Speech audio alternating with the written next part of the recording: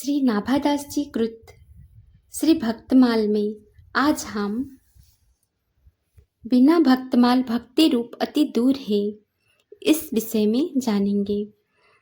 मूल कपीठाधीश्वर संत प्रवर श्री राजेंद्र दास जी महाराज।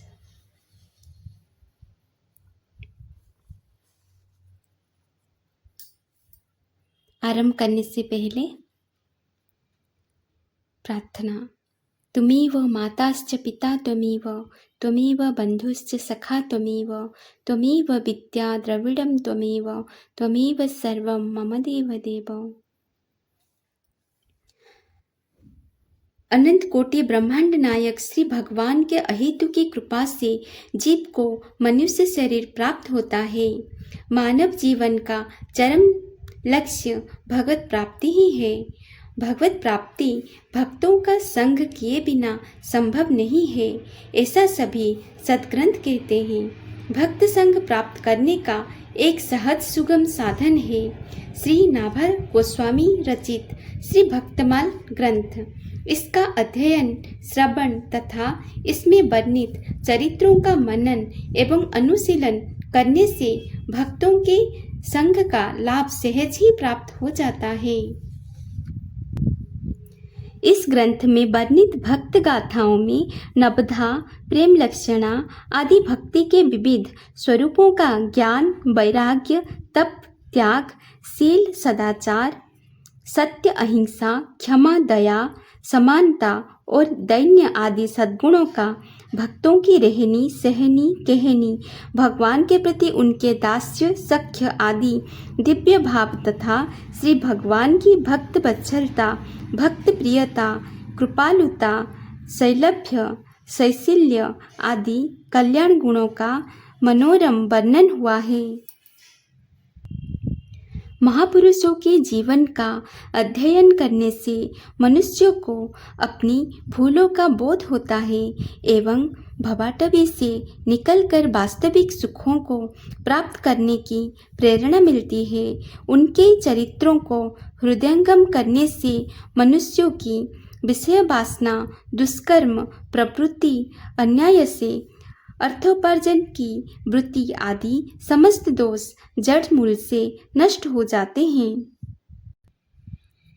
वे सभी लाभ भक्तमाल ग्रंथ के अध्ययन से प्राप्त होते हैं।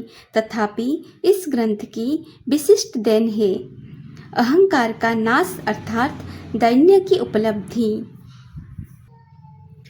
इसमें वर्णित गाथाओं का प्रेम पूर्वक पठन श्रवण करने से क्रमशः अभिमान नष्ट होता है और भक्तों के हृदय का उत्कृष्ट दैन्य पाठकों के हृदय में संचरित होने लगता है, जिसके परिणाम स्वरूप उसका भक्ति राज्य में प्रवेश हो जाता है। यही भक्तमाल ग्रंथ का सर्वोपरि लाभ है। वेद पुराणादि ग्रंथों में भक्त चरित्रों का प्रचुर वर्णन प्राप्त होता है। प्रेमी साधु, संत महात्मा, भागवत वैष्णव, सज्जन योगी, ज्ञानी, मुक्त, सिद्ध, अतीत, मुमुक्षु आदि नामों से सर्वत्र भक्त का ही वर्णन किया गया है। इन पृथक पृथक नामों से जो लक्षण हमारे आर्ष ग्रंथ में वर्णित है वे भक्त की ही लक्षण है। ये लक्षण जिस महापुरुषों के जीवन में प्रत्यक्ष हो वो भक्त रूप से मान्य है। वैदिक वाङ्मय में विश्वामित्र, याज्ञवल्क्य, शौनक आदि ऋषियों के जो वर्णन प्राप्त है वे भक्त चरित्र ही है। इसीलिए भक्तमाल ग्रंथ के पूर्वार्ध में इन वैदिक पौराणिक ऋषियों का स्मरण किया गया है। भक्तमाल की रचना से पूर्व सभी साधक वेदादि ग्रंथों से भक्त चरित्रों को हृदयंगम करते थे। प्राचीन काल में मनुष्यों की मेधाशक्ति, संस्कार, जीवन शैली, वातावरण आदि परिष्कृत और पवित्र होते थे। अतः वे इन आर्ष संस्कृत ग्रंथों से भक्त चरित्र का परिशीलन कर परमार्थ साधना में उन्नति कर लेते थे। जैसे जैसे कली का प्रभाव बढ़ता गया, हमारे संस्कार, वातावरण आदि दूषित होते गए। ऐसी स्थिति में अपरुषेय वेदों से अथवा ऋषि प्रणीत संस्कृत ग्रंथों से भक्त चरित्रों को ग्रहण कर पाना क्रमशः कठिन हो गया। करुणा वरुणालय श्री भगवान ने ऐसे ही समय में नाभाजी को धराधाम पर भेजा। श्री सीताराम जी की निज सखियाँ ही उनकी आज्ञा से विश्व कल्याण के लिए श्री अग्रदेवाचार्य जी एवं उनके शिष्य नाभादास जी के रूप में धरती पर प्रकट हुई, ऐसा माना गया है।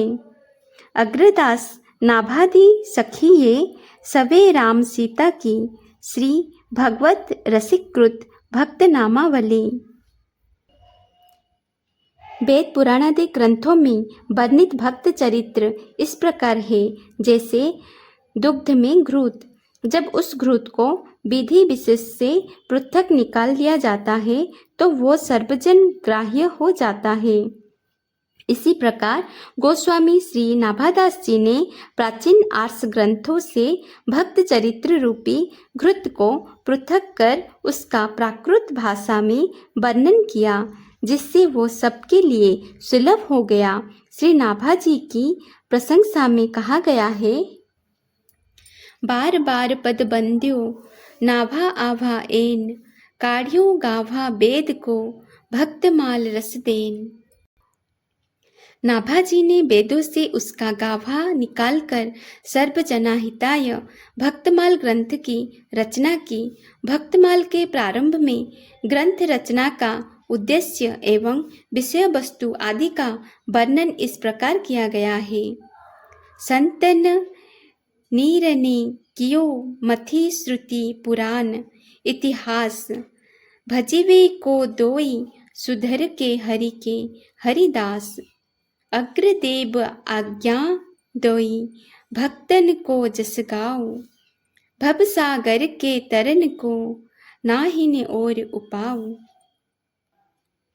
वेद पुराण इतिहास आदि ग्रंथों का अवलोकन कर संतों ने एक स्वर में यह निर्णय दिया कि मुमुक्षु जीवों को श्री भगवान एवं उनके भक्तों का ही भजन करना चाहिए। भगवान के अनंत गुण, लीला एवं महिमा का यथासंभव वर्णन वाल्मीकि व्यासादि ऋषियों ने किया ही है। अब उनके भक्तों के मंगलमय चरित्रों का पुष्पक वर्णन किया जाए, यह विचार कर श्री अग्रदेवाचार्य जी ने अपने शिष्य श्री नारायण दास जी को भक्तों का यशोगान करने की आज्ञा प्रदान की, क्योंकि भक्तों का आश्रय लिए बिना इस भवसागर से पार जाने का और कोई उपाय नहीं है। आज के लिए इतना ही मेरे प्यारे भक्तों। कल हम पढ़ेंगे गुरुदेव की आज्ञा श्रवण कर नाभाजी ने हाथ जोड़कर उनसे प्रार्थना क्या की, इसके बारे में हम कल पढ़ेंगे। राधे राधे। जय श्री कृष्णा।